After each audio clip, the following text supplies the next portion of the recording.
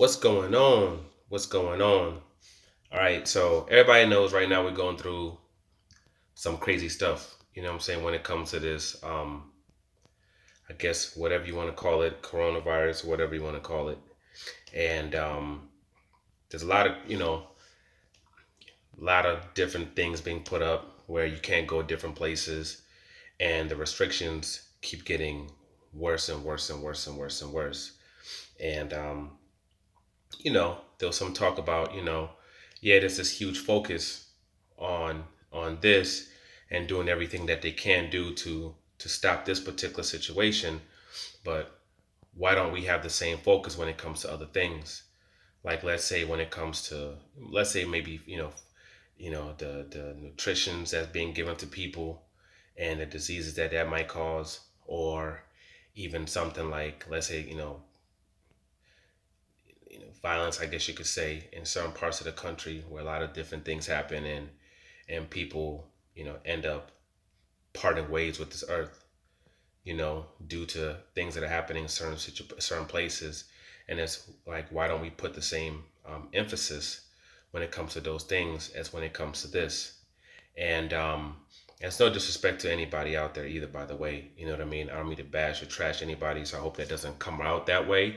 But when it comes to this particular subject, to me it's very serious because I understand what this thing can do.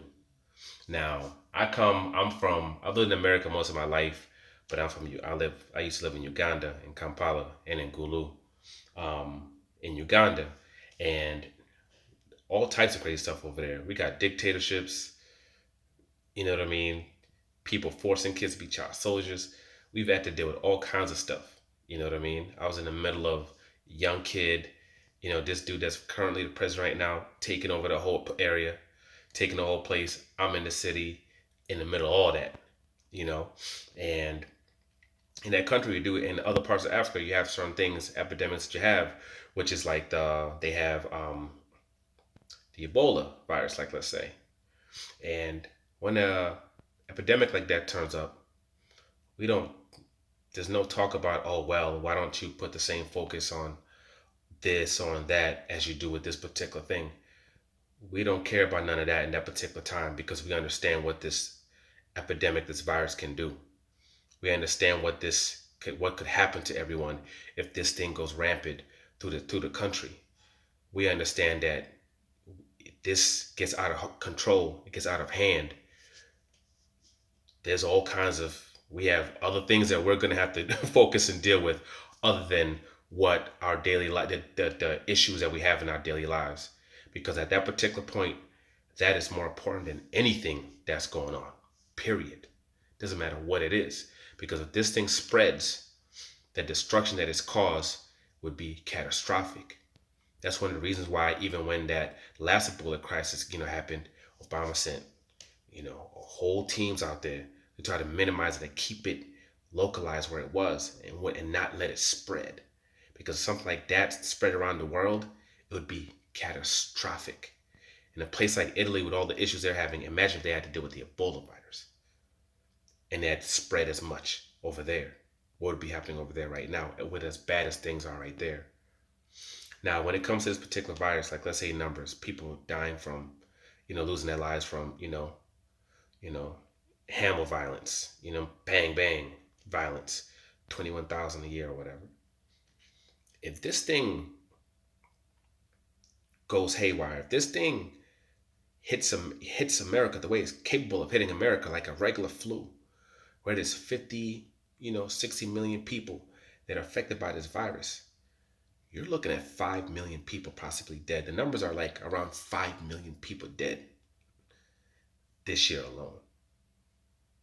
You know what I mean? Or within the next 2 years. You're looking at 5 million. When the French flu hit, it, you know, caused a lot of people to pass away within the first year. A lot of people, when it first came in, came in probably around the same time as this came in. The next year, when it came back, it went rampant around the world. And at the end of the day, you're looking at 20 to 50 million people that were erased from this earth. That was more people gone than there were from World War One. That's the type of thing that we're facing right now, especially with the travel, with the planes and everything. There are mass graves being dug in Iran right now, where you can see them from the sky. You can see the graves being dug, and you can see the salts that they put on top of it to keep the decay and everything, from smelling. You can see those from satellites. Italy's right now in a point at the point where they're almost getting to the point where they have to make the decision they're looking at. They're saying soon they're going to have to start turning people away that are 80 years old and over and just let them expire because they're so overrun with patients. That's where they're at right now. If this thing goes rampant in the United States, you're looking at 4 to 5 million people gone this year alone. This year alone. So, as bad as those other things might be going on in this country right now, compared to what we could possibly have to deal with when it pertains to this particular virus, the situation that we are, it's minuscule. We can't be worrying about that stuff right now. We need to get this stuff right here contained. We need to focus on this. And it's not the time to really be talking about that stuff. This could turn into, people might not understand it, but this could turn into biblical type of stuff. And us as a human race, we're overdue for a situation like that. Things like this have happened before, on this earth. The French flu type of stuff, we're overdue. And with flights, the way we flow, go from country to country, the way we flow, we're looking at the possibility of hundreds of millions of people being gone. It's that serious. And I don't think a lot of people truly understand how serious this particular situation is. It could get really, really bad. That's why they're not telling people how bad it is as well. They're not letting people know how bad it is. They're not. That's why you wonder why they're shutting things down to the levels that they are. They're talking about even probably getting to the point where they're using forced curfews on people where you have no choice but to be in your house. It could get to that point because this could be catastrophic. So yes, we have a lot of different things that we need to work on when it comes to this country. Being this, I understand that with the things I've gone through in my life, and I continue to go through in my life, and the things that my kids have gone through in their lives already. I understand that. But right now, get all that, man. We need to take care of this. We need to be 100% focused on this because this thing right here trumps everything else that's going on. Because this could completely change life as we know it if it gets to the levels that it's capable of getting to. But everybody be safe. Look out for yourselves. Look out for your neighbors.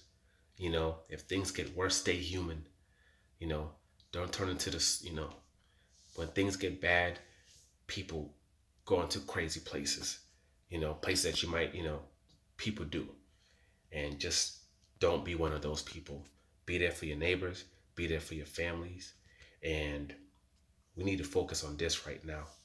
This is all that's important. All that other stuff, we need to leave that for another day, because we got something that could be dire. And a lot of people are not understanding that. And I hope we don't get to the point, to that particular point where it's at the worst. And that, be the space where we need to be in order for people to understand. They're trying to keep us from getting to that point, and that needs to be our only focus. Everybody be safe, like, subscribe, share. I'm out.